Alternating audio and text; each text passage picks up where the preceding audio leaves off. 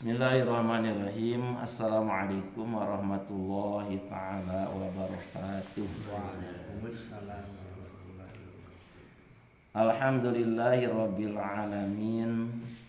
Wa bihi nasta'inu ala umuri dunya waddin.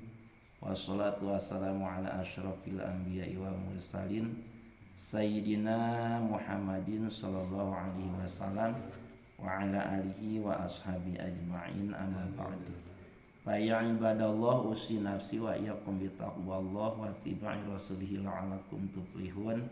Faqala Allah ta'ala fil Qur'anil Karim, a'udzu billahi minasyaitonir rajim. Bismillahirrahmanirrahim.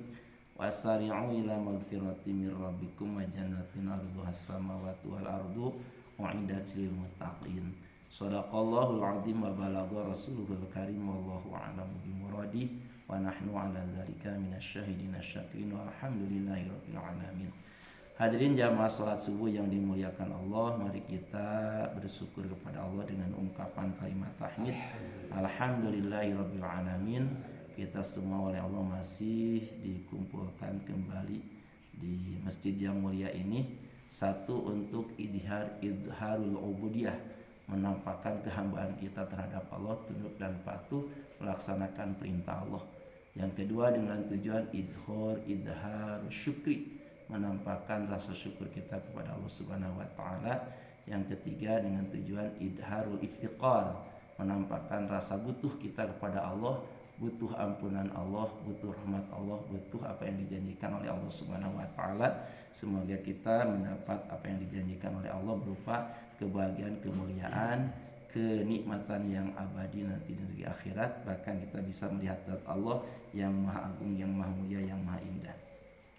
Hadirin yang dimuliakan oleh Allah Subhanahu wa taala, mari kita lanjutkan kembali ta'lim dari kitab Bulughul Maram, masih dalam judul Babus Shalat Tatawwu'i, juz kedua di Subul Salamnya halaman 4. Bismillahirrahmanirrahim. Wa anha, dan dari Ibunda Aisyah. Nah, jalur hadis ini dari Ibunda Aisyah radhiyallahu anha, semoga Allah meridhoinya. Qalat, kata Ibunda Aisyah, lam yakunin nabiyyu sallallahu alaihi wasallam ala syai'in minan nawafili asyaddu ta'ahdan minhu. Ya, artinya kurang lebih tidaklah Nabi sallallahu alaihi wasallam sangat menjaga salat sunnah ala rakaatayil fajri, melebihi 2 rakaat salat sunnah fajar. Muttafaqun alaih, hadis ini diriwayatkan oleh Imam Bukhari dan Muslim. Keterangannya, Nabi SAW tidak pernah meninggalkan salat 2 rakaat fajar, yakni 2 rakaat sebelum salat fardu subuh, baik dalam keadaan hadar. Nah, dikuatkan dalam sebuah hadis, annahu kana la yatrukuhuma hadaron wala safaron, dan sesungguhnya Nabi SAW tidak pernah meninggalkan 2 salat sunnah qabla subuh, salat sunat fajar. Hadaron, balik beliau ketika ada di Madinah, ada di lembur sendiri, wala safaron, dan juga beliau tidak pernah meninggalkan salat sunat qabla subuh dalam keadaan safar, ya, bepergian. Ini saking pentingnya salat sunat qabla subuh, yakni salat sunat fajar. Bahkan waqad hukiya wujubuhuma anil Hasan al-Bisri, bahkan Imam Hasan al-Bisri menganggap wajib itu. Nah, dalam sebuah hikayat diceritakan bahwa dari Al-Hasan al-Basri beliau menganggap wajib. Bahkan dikuatkan lagi dalam riwayat Imam Muslim, sama jalur hadisnya dari Ibunda Aisyah, termasuk hadis marfu, raqatal fajri khairun minad dunya wa ma fiha. Nah, ini keutamaan dari melaksanakan salat sunat fajar, yakni salat sunat qabla subuh. Raqatal fajri, 2 rakaat salat sunat fajar, khairun, nilainya lebih baik, minad dunya, daripada dunia, wama, dan segala sesuatu fiha yang ada di dunia.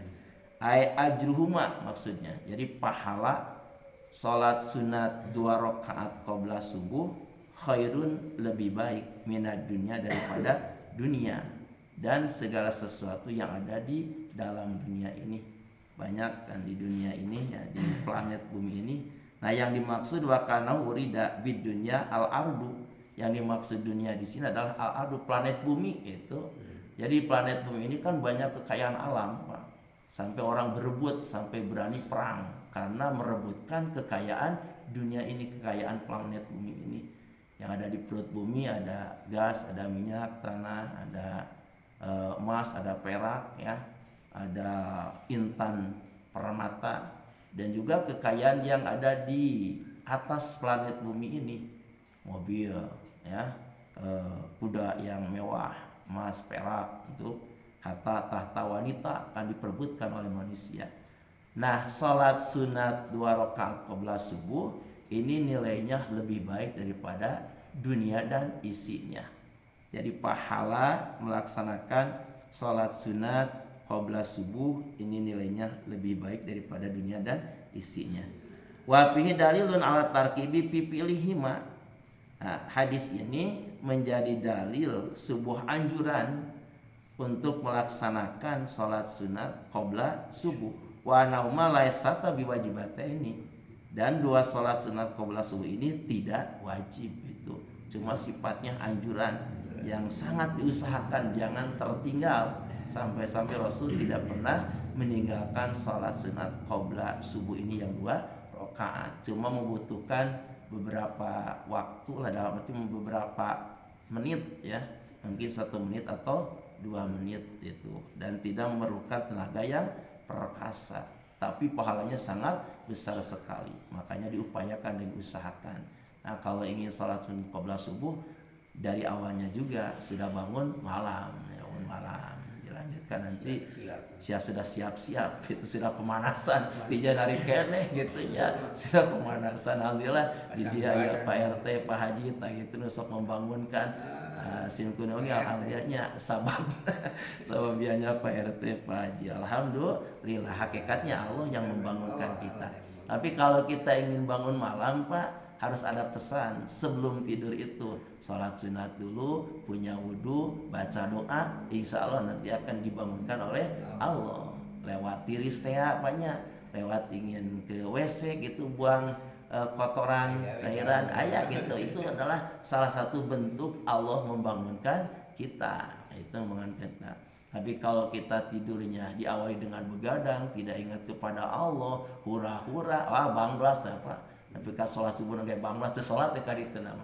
Nauzubillahi min dzalik. Sungguh beruntung dan bahagialah manakala kita dibangunkan oleh Allah, digerakkan oleh Allah, dimampukan oleh Allah. Karena segala-galanya adalah Allah yang berkehendak. Jadi kita mampu melaksanakan ibadah, bukti Allah Maha Kuasa. Dalam hati kita ada keinginan ingin beribadah kepada Allah, bukti Allah bersifat iradat. Kita mampu mendengar, bukti Allah Maha mendengar. Kita bisa berbicara, bukti Allah memiliki sifat kalam dan mutakalim sebagai adat yang berbicara terusnya, maha berbicara. Allah itu maha tahu, maha mendengar, maha kuasa, maha berirodah. Nah, pantulan sinar sifat-sifat tersebut dikenakan kepada makhluknya sehingga tergerak dan makhluknya mampu untuk melaksanakannya. Alhamdulillah kita semua oleh Allah digerakkan dalam kebaikan, dan semoga diistiqomahkan terus dalam kebaikan sampai kita mati dalam keadaan husnul khatimah sehingga bisa mendapatkan kebaikan yang Allah janjikan untuk kita semua. Jadi hadirin, sholat sunat 2 rakaat qabla subuh itu hukumnya tidak wajib karena tidak diceritakan tentang ancaman. Yang diceritakan hanya pahala yang sangat besar. Itu menunjukkan bahwa amalan tersebut tidak wajib ya, cuma sangat dianjurkan. Insya Allah bisa dipahami Pak ya? Insya Allah. Alhamdulillah, 1 hadis bahkan 2 hadis tersampaikan, yang disampaikan dari awal sampai barusan yang benarnya mutlak dari Allah Subhanahu wa taala. Semoga menjadi ilmu yang bermanfaat dan menjadi motivasi kita untuk senantiasa berusaha melaksanakan perintah Allah dan yang dicontohkan Rasulullah. Dan yang salahnya dari kesalahan saya sendiri, semoga Allah memaafkannya. Mari kita tutup dengan doa kifarat majlis. Bismillahirrahmanirrahim. Subhanakallahumma wa bihamdika asyhadu an la ilaha illa anta astaghfiruka wa atubu ilaik. Akhirul kalam, wassalamualaikum warahmatullahi taala wabarakatuh. Waalaikumsalam. Sallallahu